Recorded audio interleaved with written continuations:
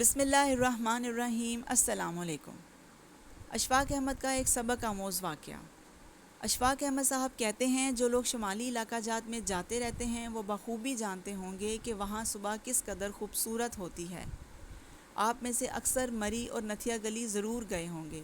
بارش سے پہاڑوں کی چوٹیاں دھلی ہوئی ہوتی ہیں اور صبح کی کرنیں جب ان پر پڑتی ہیں تو سب درختوں کے صاف ستھرے پتے ایسے لگتے ہیں جیسے ابھی ابھی انہیں ٹہنیوں پر خوبصورتی سے جڑا گیا ہے۔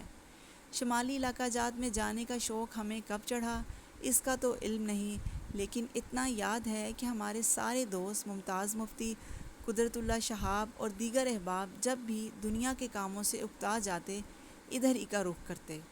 وہاں کے لوگ بڑے معصوم ہیں، پیار کرنے والے اور محبتیں بانٹنے والے۔ ہمیں ان لوگوں نے اس قدر پیار دیا ہے کہ لوٹانا ناممکن ہے۔ جہاں ہمیں پیار بے انتہا حد تک ملا وہاں خوبانیاں سیب بھی مفت ہی مل جایا کرتے تھے۔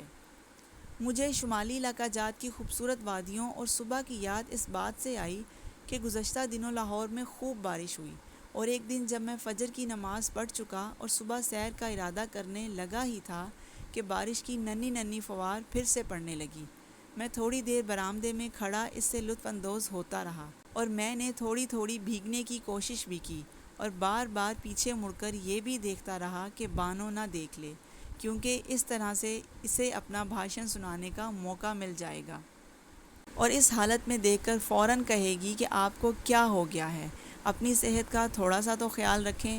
خیر میں واپس کمرے میں آ گیا، اپنی بلی کو پیار کرتا رہا۔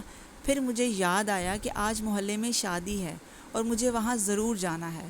اب تھوڑی تھوڑی صبح روشن ہو رہی تھی اور وہ مجھے اونچی پرشکوہ چوٹیوں والے نرالے برف پوش پہاڑوں کے علاقے کی صبح کی یاد دلا رہی تھی۔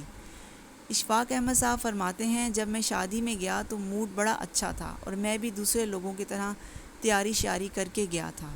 شادی کی اس تقریب میں کئی مانگنے والے اور جگتیں لگا کر پیسے لینے والے بھی آئے ہوئے تھے، جنہیں ہم عام زبان میں بھنڈ کہتے ہیں۔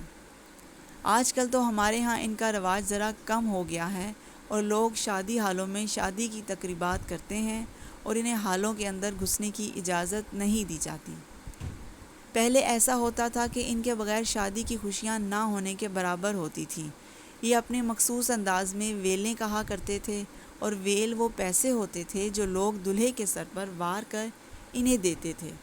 جب بارات وغیرہ کھانا کھا لیتی تو ان بھنڈوں وغیرہ کو بھی کھانا ملتا اور یہ بارات کے کھانا کھانے کا انتظار کرتے رہتے تھے۔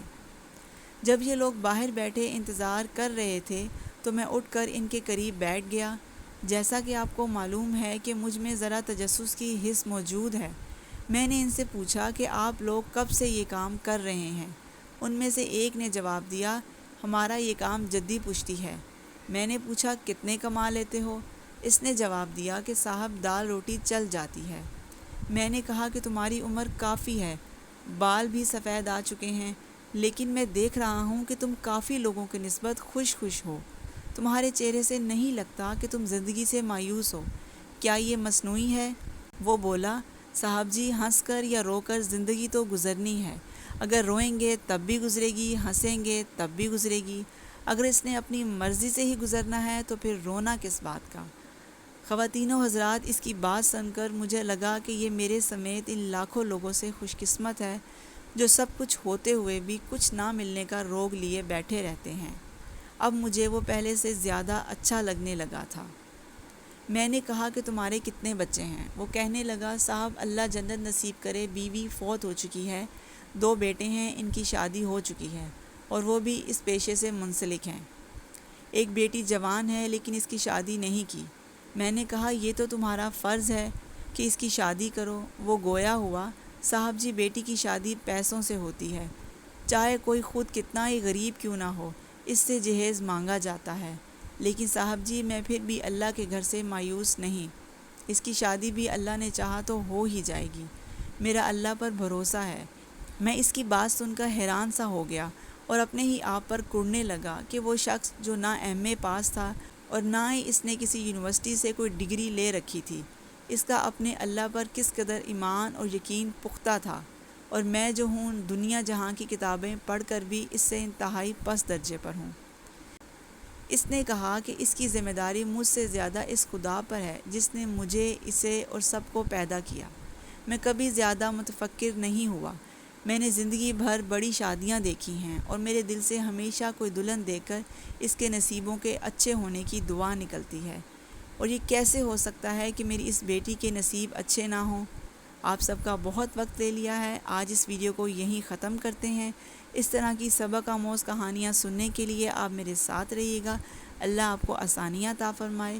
اگر آپ کو میری یہ ویڈیو پسند آئی ہے تو پلیز لائک کریں، شیئر کریں، اور اگر آپ میرے چینل پر نئے ہیں تو پلیز چینل کو سبسکرائب کرنے کے بعد بیل آئیکن ضرور پریس کریں تاکہ آنے والی ہر ویڈیو کا نوٹیفیکیشن آپ کو مل سکے۔ جزاک اللہ۔